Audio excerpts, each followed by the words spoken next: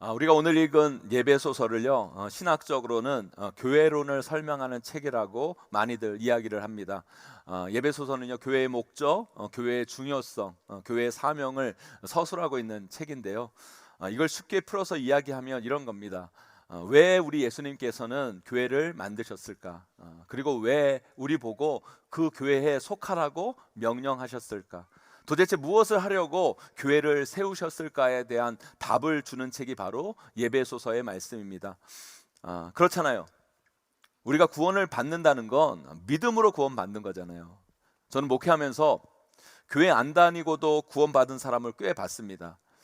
질병으로 교회에 오실 수 없어서 병원이나 용원에 제가 직접 가서 복음을 전할 때 그 자리에서 예수님을 영접하신 분들을 많이 저는 봤거든요. 그곳에서 영접 기도도 해드리고 세례로 베푼 적이 있습니다. 그렇다고 한다면 그분들은 교회 다니지도 않고 구원받은 거거든요. 이런 면에서 볼 때 구원받은 자에게 있어서 교회가 무슨 의미가 있냐라고도 할 수 있을 것입니다. 그런데 이 에베소서는요, 그 질문에 대한 답을 주고 있는 책이 바로 이 에베소서의 말씀이라는 거예요. 사랑하는 성도 여러분, 왜 우리는 교회에 나와 복음을 듣고 구원을 받을 뿐만 아니라 왜 우리 신앙인들은 계속해서 이렇게 교회를 중심으로 살아가야만 할까요? 교회에 나와서 이렇게 예배를 드리고 봉사도 하고 섬기고 헌신하고 왜 우리는 교회를 통해 우리의 신앙생활을 영위해 가야 될까요? 간단히 말하면 예수님께서 교회를 세우셨고 예수님께서 그렇게 하라고 말씀하셨으니까 우리가 그렇게 해야 되는 거예요. 아멘. 그런데요, 이런 설명은 너무 고압적이잖아요. 마치 이런 거예요. 야, 예수님이 하라면 해. 뭐 이렇게 말이 많아. 저는 신앙생활을요, 무조건 믿어 이렇게 막무가내로 하면 안 된다고 생각을 해요. 우리가 이해되고 긍정이 돼야 우리 마음과 몸이 움직여지는 거 아니겠습니까? 물론 그걸 깨닫게 하시는 분도 우리 하나님이세요. 그렇지만 교회와 목회자들은 성도들에게 그걸 이해시키고 따르게 할 책임과 의무가 있다는 거죠. 그래서 제가 오늘 이걸 여러분들이 이해 가능하도록 말씀을 통해 설명해 보려고 합니다. 왜 우리는 교회를 다녀야 하는지, 교회가 왜 우리 삶에서 중요한지, 왜 우리는 교회를 통해 귀한 사역들을 감당해 나가야 하는지 오늘 말씀을 통해 여러분들과 함께 은혜 나누고자 합니다. 사랑하는 성도 여러분, 오늘 말씀 잘 들으시고 우리가 지금 다니고 있는 이 교회, 우리가 속한 교회, 그리고 우리가 신앙생활하고 있는 이 교회의 의미를 다시 한번 생각해 보시기를 바라고요. 그리고 그 생각 가운데 제가 여러분에게 바라는 게 있다면 여러분 삶에서 이 교회가 얼마나 중요하고 귀한 것인지, 의미 있는 것인지 다시 한번 깨닫는 복된 시간 되시기를 주님의 이름으로 간절히 축원드립니다.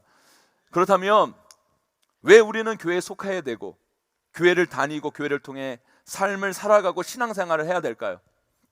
첫째로요, 교회는 여러분의 가치를 존귀하게 만들기 때문인 거예요. 우리 오늘 말씀 6절 함께 읽어보도록 하겠습니다. 함께 있습니다. 시작. 이는 이방인들이 복음으로 말미암아 그리스도 예수 안에서 함께 상속자가 되고 함께 지체가 되고 함께 약속에 참여하는 자가 됨이라. 아멘. 우리가 읽은 이 말씀에서 이방인들이 복음으로 말미암아 그리스도의 안에서 함께 상속자가 됐다. 우리가 이렇게 읽으면 이게 별로 대단한 말씀 같이 보이지 않지만 이 말씀은 정말 대단한 말씀입니다. 여러분, 유대인들에게 이방인들은요, 개 같은 존재였어요. 성경에서 개라는 단어가 나오면 여러분 이방인을 지칭한다고 보셔도 무방해요. 거반 맞습니다. 마가복음에 우리가 잘 아는 이방 여인 수로보니게 여인의 내용이 나오지 않습니까? 그 여인이 예수님께 나와, 이방 여인이 예수님께 나와 자기 딸에게 있는 이 귀신을 내어 쫓아주시기를 예수님께 간구합니다. 그때 우리 예수님께서 그 이방 여인 수로보니게 여인에게 뭐라고 말해요? 자녀의 떡을 취하여 개들에게 던짐이 마땅치 아니하다. 여기서 우리 예수님이 그 여인한테 개라고 얘기하죠. 개라고 지칭을 합니다. 그걸 우리 문화에서 이해를 하면 야, 우리 예수님 참 못됐다. 그리고 우리 예수님 말을 참 걸게 하신다. 이렇게도 이해할 수 있는데요. 그런데 그건 우리 예수님이 못돼서 나빠서 그렇게 말씀하시는 게 아닌 거예요. 그 당시 유대 사람들은요, 보통 이방인을 개라고 불렀어요. 그냥 그게 보통의 일이고 상식입니다. 우리 예수님은 그저 보통의 말을 했을 뿐인 거예요. 그리고 거기 있던 사람들도 그 이야기를 들으면서 아, 예수님 말을 참 걸게 하시네, 참 못되게 하시네, 그렇게 생각한 사람 하나도 없었어요. 왜? 보통 그렇게 하니까. 그게 바로 유대인의 인식, 상식이었다는 거예요. 이 여인도 예수님이 개라고 이야기할 때 그걸 인정하잖아요. 주여 올소이다마는 상아래 개들도 아이들이 먹던 부스러기를 먹나이다. 이 말씀이 뭐 한편으로 보면 믿음이 참 좋아서 이런 고백을 한 것일 수도 있겠지만, 여러분, 이 여인이 이 말을 들을 때도 별로 거부감이 없어요. 왜요? 유대인들은 일상 그냥 이방인들을 그렇게 부르고 이야기한다는 걸 본인도 알기 때문에 그걸 그냥 쿨하게 받아들였다는 거예요, 여러분. 근데 여러분 보세요. 우리가 읽은 6절 말씀을 다시 한번 그런 관점에서 한번 읽어보도록 하겠습니다. 함께 있습니다. 시작. 이는 이방인들이 복음으로 말미암아 그리스도 예수 안에서 함께 상속자가 되고 함께 지체가 되고 함께 약속에 참여하는 자가 됨이라. 아멘. 여러분 생각해 보세요. 괴치불 받았던 이방인들이 멸시와 천대를 받고 절대 구원받을 수 없을 거라고 여겨졌던 그 이방인들이 복음으로 말미암아 그리스도 예수 안에서, 이것을 다른 말로 하면 예수님이 피값 주고 세우신 교회 안에서 함께 뭐가 돼요, 여러분? 상속자가 되고 지체가 되고 함께 약속에 참여하는 자가 되었다. 이건요 엄청난 반전이고 엄청난 이야기입니다. 엄청난 변화예요, 여러분. 유대인이 이 말을 들으면요 잘못하면 살해당할 수 있는 선포예요. 그것을 지금 사도 바울이 이야기하고 있는 거예요. 교회 안에서 지금 이런 놀라운 역사와 변화가 일어나고 있는 거죠. 여러분, 교회 안에 속하면요 이 완전히 이방인들의 존재 자체가 달라진다는 겁니다. 이제 더 이상 너희들이 개가 아니라 상속자다.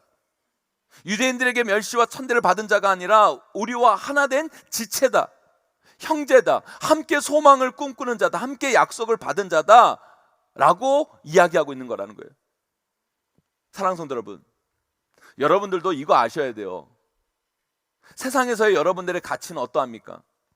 존귀합니까? 여러분, 세상에서 여러분 인정받고 계십니까? 사랑받고 계십니까?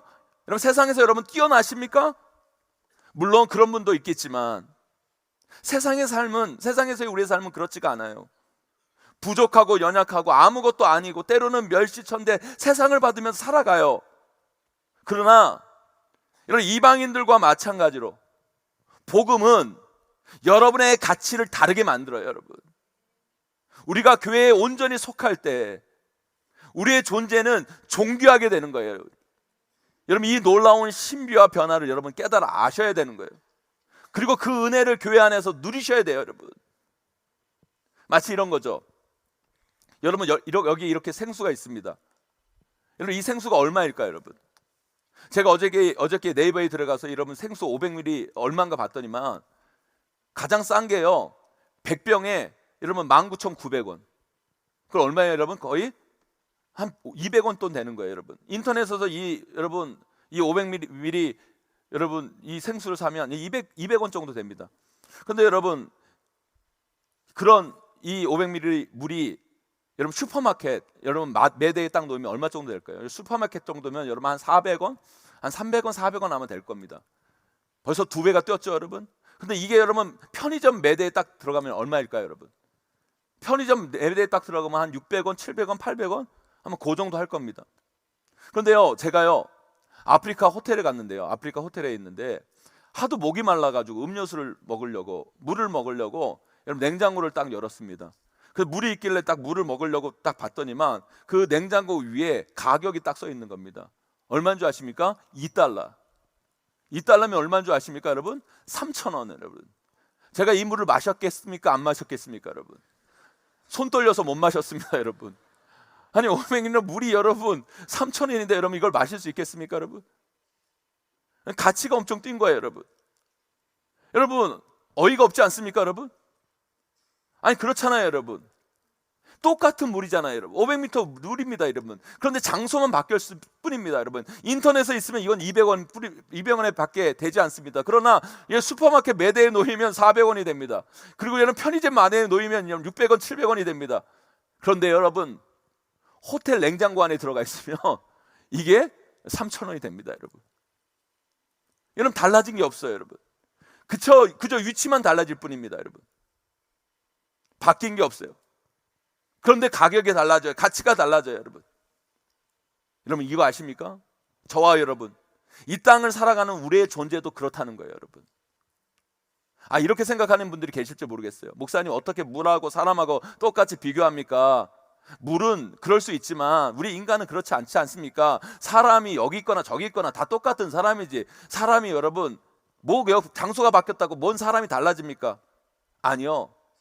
우리 인간도 똑같습니다. 우리 인간도 여러분들이 어떤 장소에 있느냐에 따라서 여러분의 가치가 달라져요. 제가 이런 이야기를 해도 될지 모르겠지만, 제가 존경하고 사랑하는 목사님이니까 제가 이런 이야기를 해도 이해해 주실 것 같아요. 제가 부목사로 섬겼던 우리 교회 담임 목사님 아들 이름이 뭔지 아십니까? 아들 이름이 홍보석입니다. 제가 가르치기도 했는데 여러분, 얼마나 귀하면 자식 이름을 보석으로 적겠습니까? 그런데 이 아들이 집에서는 보석인데 학교에 가면 보석이 아닌 거예요. 그 아이가 대한민국에서 가장 교육열이 높다던 강남 신반포 중학교를 다녔는데, 거기서 시험을 보면 수학 점수가 30점, 40점 나오는 거예요. 그 강남에 공부 잘하는 아이들 틈바구니에서 공부를 하니까 학교에 가면 얘가 보석이 아니라 그냥 석인 거예요. 석. 그냥 석. 머리가 돌인 거예요. 그렇게 해서 여러분 대학이나 가겠습니까, 여러분? 그래서 담임 목사 사모님이 고민 끝에 이 아이를 말레이시아에 있는 선교사 자녀들 다니는 학교로, 삶의 장소로 옮겨버렸어요. 그런데요, 거기서 애 인생이 달라집니다. 거기서 이 아이가 예수 그리스도를 만나고 자신의 가치를 새롭게 발견하게 된 거예요. 한국에서 수학 점수 30점, 40점 맞던 아이가 거기서 열심히 공부하더니만 미국 명문대학에 입학을 하고 거기를 또 좋은 성적으로 졸업하더니만 그 들어가기 힘들다는 세계적인 기업, 미국에 있는 페이스북에 취직하게 된 거예요. 여러분 모르시죠? 페이스북이라는 좋은 기업이 있습니다, 여러분. 거기에 취직하게 된 거예요. 저는요, 제가 따랐던 담임 목사님이 그렇게 천덕꾸러기로 여겼던 그 자식을 맨날 욕했던 우리 목사님께서 그 아이가 그렇게 달라진 것을 보면서 제 앞에서 그렇게 자랑하시는 모습, 흐뭇해하시는 모습을 보면서 저는 그 표정을 아직도 잊을 수가 없어요. 똑같은 아이인데 장소가 그의 인생을 바꿔놓는 거예요. 그의 가치를 바꿔놨다는 거예요, 여러분. 제가 지난달에 아프리카에 갔거든요. 가니까 우리 교회에서 파송한 우리 청년 단기 선교사님 두 분이 계셨어요. 김혜원 청년하고 민서정 청년. 우리 교회에서 봤으면 그냥 청년이죠. 그냥 청년이에요. 그런데 그 청년이 한국에 있으면 그냥 평범한 청년인데 아프리카에서 보니까 그 청년들이 그렇게 이쁠 수가 없어요. 이쁠 수가. 얼굴도 이쁘고, 그리고 아프리카 그 젊은 그 시간을 들여서 그 아프리카에 가서 아이들을 위해 그 헌신하고 봉사하는 그 모습이 너무너무 이뻐서 제가 가만히 있을 수 없어가지고요, 제가 용돈도 주고, 그리고 아프리카에서 최고급 식당에 가가지고요, 제가 밥을 사준다고 최고급 식당에 데려갔어요. 그런데 여러분 그거 아십니까? 그 청년들이 거기에 들어오니까요, 아프리카 사람들도 다 그 청년만 봐요. 그 청년 자매만 봐요. 다 검은 사람만 보다가 그렇게 하얀 여자 청년들을 보니까 그 아프리카 청년들이 눈을 떼지 못하는 거예요. 그 자매들이 어디서 그런 시선을 받아보겠습니까, 여러분? 또 이거 가지고 여러분 아프리카 비하 여성 이렇게 심각하게 듣지 마시고요. 저는요, 이 땅의 청년들만 보면 너무너무 안타까워요. 우리 청년들 얼마나 똑똑합니까, 여러분? 그리고 우리나라 청년들처럼 열심히 공부하고 열심히 사는 사람 세계 어디 가도 드물어요, 여러분.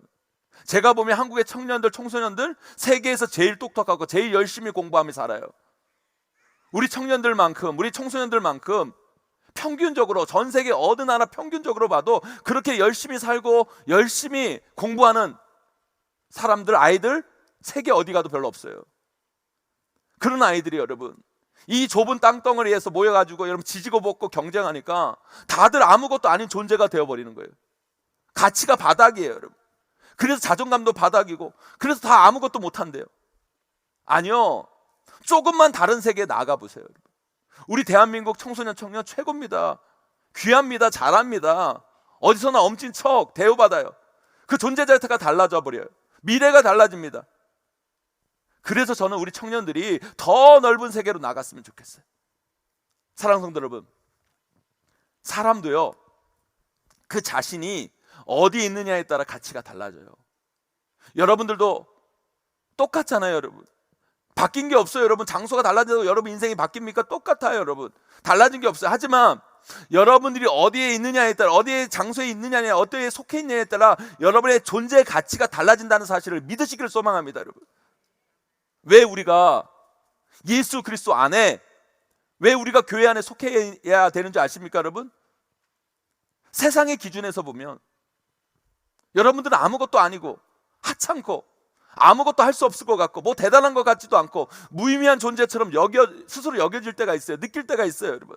하지만 우리가 예수 그리스도 안에 있을 때, 예수님이 피값 주고 사시는 교회 안에 있을 때 여러분은 존귀한 자가 되는 거예요. 너무너무 귀한 사람, 너무너무 아름답고 멋진 분이 되는 거예요, 여러분. 왜요? 그 하나님이 여러분들을 존귀히 여기시니까. 여러분들 너무너무 사랑하시니까. 여러분들 너무너무 사랑하셔서 그 하나밖에 없는 독생자 예수 그리스도를 여러분들을 위해 십자가에 못 박기까지 여러분들을 사랑하시고 여러분들을 귀하게 여기시니까. 여러분들이 교회 안에 있을 때는 여러분 존재가 그렇게 귀한 존재라는 거예요. 예수 안에 있을 때는 여러분들의 존재 자체가 그렇게 대단한 거라는 거예요, 여러분. 저는요, 예배를 드릴 때마다, 이 단에 설 때마다 여러분들 한 분 한 분을 다 보잖아요. 저는요, 우리 교회가 참 좋은 게요, 예배 드릴 때 사각지대가 없어요. 여러분 모두가 다 한눈에 들어와요, 여러분. 그러니까 졸지 마세요, 여러분. 조는 분도 다 보여요, 여러분. 제가 아니요, 여러분 피곤하시면 주무셔도 돼요, 여러분. 하나님은 사랑하시는 자에게 잠도 주십니다. 교회에서 자는 것도 은혜예요, 여러분. 남편 너무 잔다고 여러 옆에서 꼬집지 마시고 여러분, 내버려 두세요, 여러분. 저는요, 이 예배 시간 여러분들을 볼 때마다 항상 생각하는 게 있어요. 정말 귀하다, 정말 귀하다, 정말 아름답다. 그래서 조는 분들도 정말 저는 아름답다고 생각해요. 목사인 제가 봐도 이렇게 예배하는 여러분들이 귀하고 아름답고 존귀한데, 여러분 우리 하나님이 바라보는 여러분들은 어떠실까요, 여러분? 어떨까요, 여러분? 여러분들 한 사람 한 사람이 하나님 앞에서 너무너무 존귀한 존재인 거예요. 너무너무 귀한 거예요, 여러분. 저는요, 솔직히 이 땅에 교회를 업심여기고 천대하는 사람들이 참 한심해 보여요. 한심해. 답답해 보여요. 한 예를 들어 설명해 볼까요? 우리 주일학교 다니는 아이들 정말 복 받은 거예요, 여러분. 여러분 세상 어디에 가서 우리 아이들이 이런 대우를 받습니까? 우리 교회 주일학교 선생님들 정말 대단해요. 귀합니다. 이렇게 아이들을 귀하게 여기고 존귀하다 여기고 사랑해주고 자기 돈을 써가면서 간식 사주고 선물 사주고 챙겨주고 사랑해주고 보듬어주고, 여러분 세상에 그런 곳이 어디 있어요, 여러분? 교회가 하도 많으니까 여러분 교회가 우습죠, 여러분? 아니요, 교회는 정말 좋은 곳이에요, 여러분. 이번 주에도 여러분 아이들 중간고사라고, 여러분 우리 교회 선생님들, 청소년부 선생님들, 여러분 교육자들이 우리 아이들 공부할 수 있는 공부할 장소 제공하고, 그 아이들 마음껏 먹으라고 간식 다 퍼나라서 다 먹이고, 그리고 공부 다 마치면 그 아이들 집 앞까지 데려다주고, 배달이 안 나는데 집 데려주고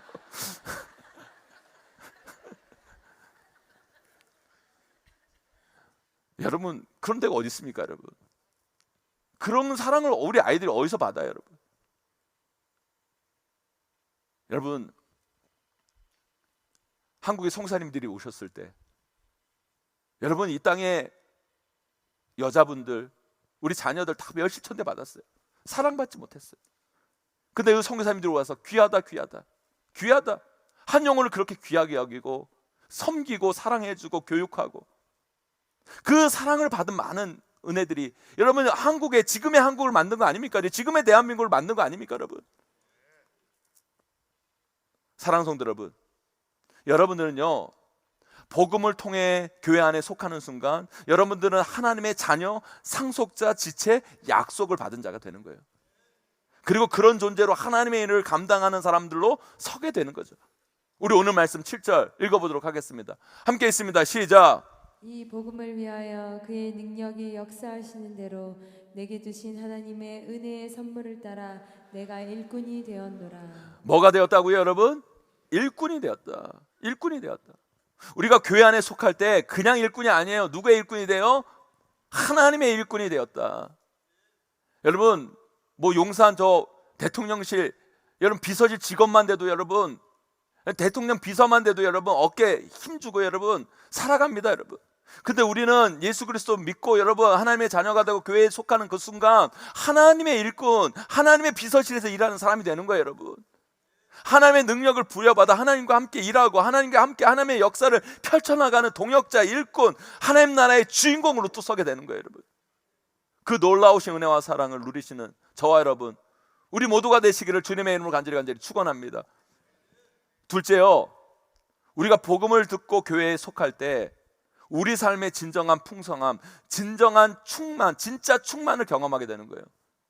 우리 오늘 말씀 원래 3장 끝까지 읽어야 되는데 시간 관계상 줄여서 읽었는데요, 우리 3장 16절 말씀 함께 읽어보도록 하겠습니다. 함께 있습니다. 시작. 그의 영광의 풍성함을 따라 그의 성령으로 말미암아 너희 속사람을 능력으로 강건하게 하시오며. 우리 3장 18절 19절도 있습니다. 함께 있습니다. 시작. 능히 모든 성도와 함께 지식에 넘치는 그리스도의 사랑을 알고 그 너비와 길이와 높이와 깊이가 어떠함을 깨달아 하나님의 모든 충만하신 것으로 너에게 충만하게 하시기를 구하노라. 여러분, 이 말씀의 의미가 뭘까요? 우리가 복음으로 예수 그리스도 믿고 예수 그리스도께서 피값 주고 세우신 교회 안에 우리가 속할 때 인생의 진정한 풍성함, 충만함을 경험하게 된다는 거예요. 우리는요, 돈이 없을 때 내 인생에 돈이 채워지면 내 인생이 풍성해질 거라 생각해요. 건강이 안 좋을 때 이 건강의 문제만 해결되면 내 삶이 풍족해지고 풍성해질다고 생각을 합니다. 내가 뭔가 원하는 것이 있는데 그것이 이루어질 때만이 내 삶이 풍성해진다는 생각을 해요. 물론 어느 정도는 그럴 수가 있어요. 하지만 그렇게 해서 우리 인생의 진정한 충만, 진짜 풍성함은 채워지지가 않아요. 경험할 수 없어요, 여러분. 여러분들이 그렇게 해보세요. 정말 그렇게 되나? 아니요. 그것도 잠시 잠깐이지. 세상의 것을 아무리 채워도 우리의 삶은 충만해지거나 풍성해지지 않아요. 오히려 이상하리만큼 또 부족해요. 뭔가 부족해요. 한 아버지가요, 세 아들에게 빈 창고 하나씩 3개를 나눠주고 하나하나 아들 각자에게 하나씩 나눠주고 이렇게 말했대요. 그 빈 창고를 아주 싼 가격에 가득 충만하게 채운 사람에게 자신의 유산을 제일 많이 물려줄 거라고. 그러니까 너희들이 이 창고를 아주 싼 가격에 한번 채워보라고 이야기를 했대요. 그래서 세 아들이 그 빈 창고를 채우기 시작한 거죠. 큰 아들은요, 그 창고를요 볕단으로 가득 채웠어요. 볕단으로. 그것도 아주 꽉 채웠어요. 꽉 채웠어요. 그리고 아버지께 보고하죠. 내가 이곳을 아주 싼 가격에 볕단으로 가득 채웠다고. 가서 아버지가 한번 보라고. 아버지가 문을 딱 열었더니만 그 볕단이 딱 있는 거예요. 그래서 그 볕단을 쭉 미니까 안으로 쭉 밀려 들어가는 거예요. 여러분, 농사 지어 보셔서 여러분 볕단의 특성을 여러분 잘 아시잖아요, 여러분. 다들 시골 출신이면서 나는 도시 출신이라고 아무것도 모른다는 그 표정은 무엇입니까, 여러분? 그 아버지가 큰 아들에게 말하죠. 땡 그래요, 땡. 자신은 충만하게 채웠다고 여겼지만 뭔가 가득 채워지지 못하고 비어 있는 거예요. 둘째 아들이 그걸 보고 볕단은 아니다 생각이 들어서 이 둘째 아들은 쌀겨로 채운 거예요. 쌀겨. 그걸로 창고를 아주 가득 채우니까 밀리지도 않고 그냥 천장부터 아주 꽉 채워지게 된 거예요. 이제 됐다 생각하고 아버지를 불러 확인을 받으려고 합니다. 아버지가 확인하기 위해서 창고문을 여는 순간, 창고문을 딱 여는 순간 쌀겨가 열린 문으로 쭉 흘러내리는 거예요. 그러면서 그 천장이 저 벼에 있는 거예요. 아버지가 말하죠.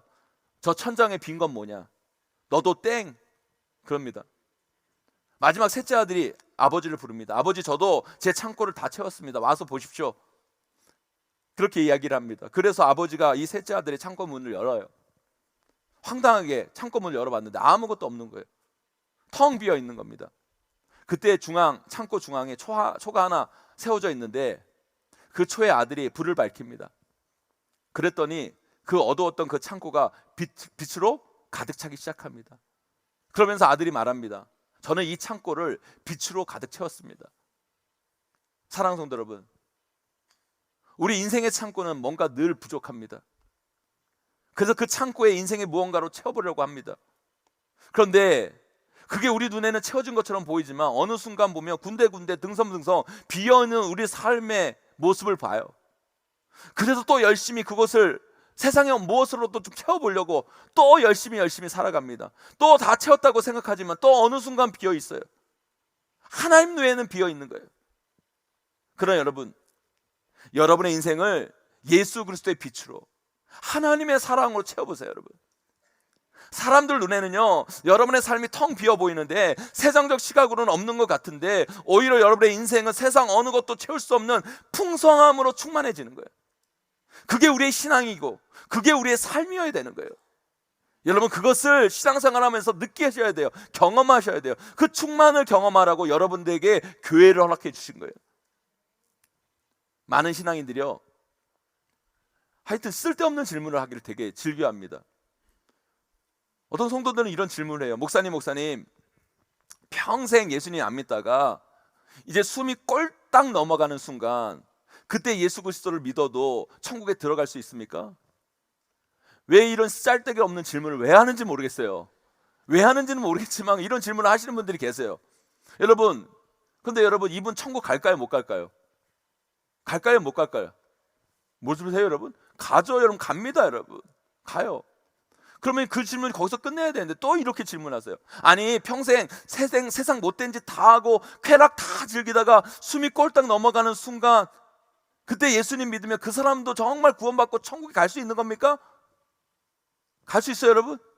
가죠. 갑니다. 여러분, 제가 그렇게 대답을 하면 세상 억울한 표정을 다 지으면서 나는 이게 뭔가 생각하는 신앙인들이 있어요. 여러분, 여기도 그런 분들이 계실지 모르겠어요. 여러분, 이분들은요 지금 자신의 삶을요 하나님의 사랑으로 예수 그리스도의 빛으로 성령 충만함으로 채우려고 하는 게 아니라 세상의 무엇으로 자꾸 채우려고 하니까 그게 억울한 거예요. 억울한 거예요. 그런데 여러분, 우리 교회에 이런 분들이 계세요. 우리 교회 청소년들, 청년들, 청소년부, 청년부 예배 막 드리면서 막 뛰고 찬양하고 예배 드리고 자기들끼리 교제하고 나누고 이런 모습을 보면서 그게 그렇게 부러우신 거예요. 그러면서 그분들은 저에게 이런 말씀을 하세요. 목사님, 정말 저는 예수님을 너무 늦게 믿어서 억울합니다. 제가 조금 일찍 얘네들 청소년들처럼 청년처럼 그 청소년 때 청년 때 예수 믿었으면 정말 어릴 때부터 이 아이들처럼 막 뛰면서 찬양하고 예배하고 정말 여름 수련회 겨울 수련회도 같이 가고 봉사도 하고 아프리카로 단기 선교도 가고 젊을 때부터 주님을 위해 일하고 헌신하면 참 좋았을 텐데 예수님께서 나를 이렇게 늦게 만나 주셔서 저는 그게 너무너무 속상하고 너무너무 억울합니다. 그래서 그분은 작년인데도요 작년 예배 드리고 그게 부러워 청년 예배를 또 드려요. 우리는 이 예배도 힘겨워 죽겠는데 이분들은 예배를 2번 드려요. 그런 이상한 분들이 진짜 계세요. 여러분, 또 어떤 나이 드신 집사님은 저에게 그러세요. 한 70 넘으신 집사님이신데 내가 진짜 10년만 빨리 예수 그리스도 믿는 맛을 알아서 교회 생활을 지금처럼 했다면 정말 장로의 귀한 직분도 받고 더 많은 일도 할 수 있었을 텐데 너무너무 아쉽다고, 내가 그때 못한 것이 정말 지금 한이 된다고, 조금만 빨리 예수 믿었으면 좋겠다고. 여러분, 전자와 후자가의 차이가 뭘까요? 여러분, 저는 그렇게 생각합니다. 여러분, 전자는요 아직 자신의 인생을 세상 헛된 것으로 채우려는 욕망을 버리지 못한 것이고, 후자는 자신의 인생을 하나님을 향한 사랑, 예수 그리스도의 빛으로 성령의 충만함으로 채우려는 심령이기에 이렇게 똑같이 신앙생활을 하면서도 고백이 다른 거예요. 여러분, 삶이 다른 거예요. 여러분, 사랑하는 성도 여러분, 우리를 복음을 듣게 하시고 예수 그리스도 믿게 하시고 이렇게 교회에서 신앙생활을 할 수 있게 하신 건 부담이 아니에요. 여러분, 고역이 아닙니다. 여러분, 영광입니다. 여러분, 기쁨입니다. 여러분, 감사해요. 행복이에요. 여러분, 그걸 아셔야 돼요. 그걸 누릴 수 있어야 돼요. 여러분, 지가 담임하는 교회 담임 목사가 이런 이야기를 해서 낯뜨겁고 죄송스러운 말씀이 있지만, 여러분 그거 아십니까? 여러분, 여러분들이 용인제일교회에 속해 있다는 것이 얼마나 복되고 좋고 행복한 것임을 여러분 아셔야 돼요. 여러분, 담임 목사가 뻔뻔스럽게 이런 얘기해서 죄송한데요. 여러분, 많은 교회 담임 목사님들, 사모님들이 우리 교회 탐방을 와요. 많은 교회 담임 목사님들, 사모님들이 우리 교회 탐방하고 나면요, 그 목사님들이, 여러분 그 사모님들이 뭐라고 그러는지 아십니까? 야, 나는 담임 목사만 아니면 정말 이 교회 다니고 싶다고. 아, 내가 담임 목사 사모가 아니면 정말 이 교회로 옮기고 싶다고. 할렐루야, 여러분. 여러분들 그런 교회 다니고 있어요, 여러분. 그런 우리 용인제일교회가 이제 50주년을 맞이했어요. 여러분 50주년을 맞이해서 여러 가지 행사도 있고 예배도 있고 그래요, 여러분. 이게 누군가에는 여러분 귀찮고 부담스러운 일일 수 있겠지만 저는 우리 용인제일교회 모든 성도들에게 이것이 영광이요 기쁨이요 감사요 행복이기를 소망합니다. 여러분 영광인 거예요. 우리 용인제일교회가 50년을 이어왔다는 게 얼마나 영광스러운 일입니까? 얼마나 감사한 일입니까? 얼마나 기쁨입니까, 여러분? 아니 그렇잖아요. 나를 그렇게 충만케 하고 나를 풍성케 하는 이 교회가 50년이 됐는데 여러분 안 기쁠 수가 있습니까? 안 감사할 수 있겠냐고, 여러분. 이번 돌아오는 토요일 우리 용인제일교회 설립 50주년 또한 글로리센터 입당 감사 예배를 드립니다, 여러분. 여러분 다 오셔야 돼. 다 오셔야 돼. 여러분만 오시지 마시고 여러분 친척들 다 초청해서 오세요, 여러분. 잔치 벌여놓고 여러분 주인이 안 오고 이러면 객으로 다 채우면 되겠습니까, 여러분?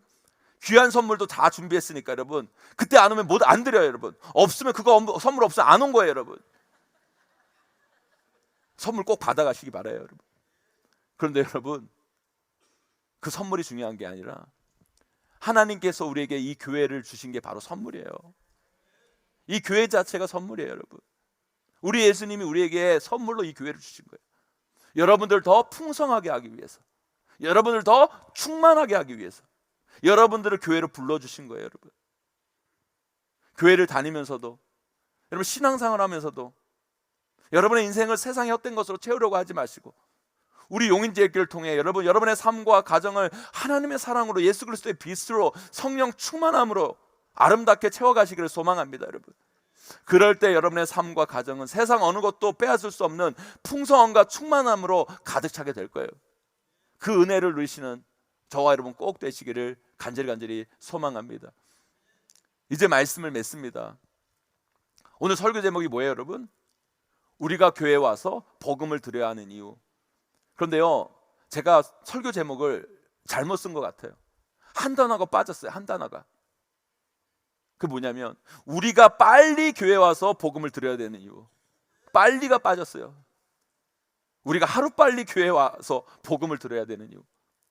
여러분 인생에서요 하루라도 빨리 좋은 교회 만나 신앙생활 하셔야 돼요. 그래야 여러분의 존재가 가치 있어지고 귀해지고 아름다워지고 복되어집니다, 여러분. 그럴 때 여러분들의 삶은 더 풍성해지고 충만해질 수 있는 거예요. 저는 우리 용인제일교회를 통해 온 성도님들이 이 예배에 참여한 모든 분들이 그 은혜를 누리시기를 간절히 소망합니다. 오늘 우리 용인제일교회 처음 나오신 분들이 계시다면 이 말씀을 잘 새겨보시고 용인제일교회에서의 신앙생활을 고민해 보세요. 분명 여러분의 인생을 바뀌는 결정이 될 겁니다. 하루빨리 여러분 교회에 와서 복음을 듣고 하나님의 자녀, 상속자, 지체, 약속받는 자들이 되세요, 여러분. 그때 여러분의 삶은 예수 그리스도의 사랑으로 그 하나님의 은혜로 더 충만해질 것입니다. 그 은혜를 누리시는 저와 여러분 우리 모두가 되시기를 주님의 이름으로 간절히 축원하고 축복합니다.